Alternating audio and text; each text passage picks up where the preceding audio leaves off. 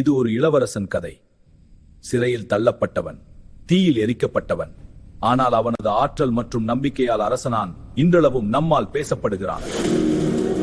இவன்தான் சோழ இளவரசன் கரிகாலன். தவறு எதுவும் செய்யவில்லை, ஆனால் சதி அவனை இங்கே தள்ளியது. இவன் உயிரோட இருந்தா நாம நிம்மதியா இருக்க முடியாது. இரவே தீவே, கதை முடிஞ்சிடும், நம் வாழ்க்கை பிரகாசமாகிடும். தீ அவன் கால கருக்கியது, ஆனா உயிரை இல்லை. தீயில் பிறக்கிறான் கரிகாலன். என் காலை தீ எரிச்சிருக்கு, ஆனா என் மனசை இல்லை. இனி என்னையும் என் நம்பிக்கையும் யாராலும் எரிக்க முடியாது.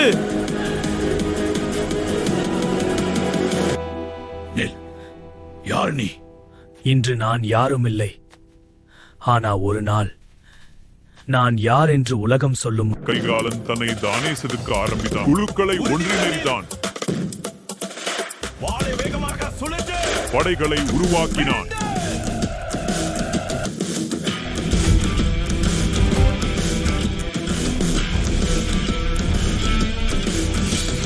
தான் யார் என்று உலகிற்கு கூறும் நாள் வந்தது.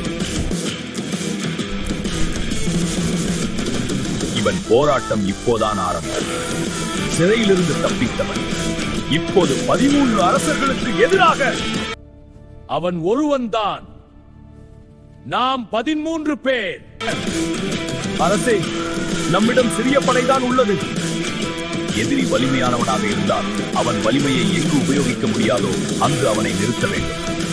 ஒரே நேரத்தில் எல்லாரும் வர முடியாது.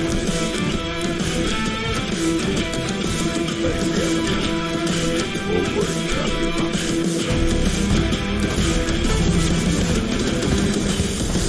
13 படைகள், ஆனா ஒரே நேரத்தில் போராட முடியவில்லை. இவன் வெறும் வீரன் இல்ல, சமயோஜித மன்னனானான். தந்திரம்தான் அவன் ஆயுதம். என் பெயர் கரிகால சோழன். இனி இந்த உலகம் அறியும்.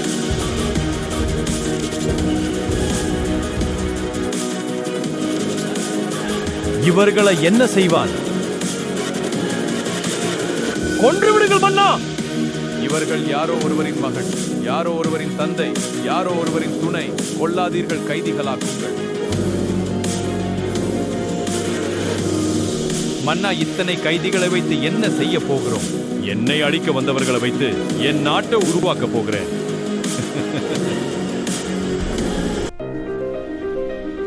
அவன் எதிரிகளை கொண்டு ஒரு அணை கட்ட ஆரம்பித்தான். இங்கே கல் நிற்கும்.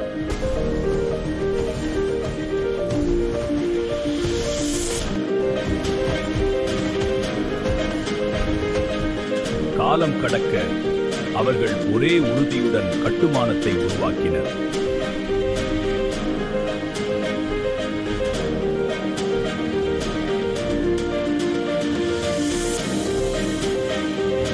எதிரிகளை கைதிகளாக்கி அவன் உருவாக்கிய இந்த அணை இன்றும் வரை சரித்திரம்.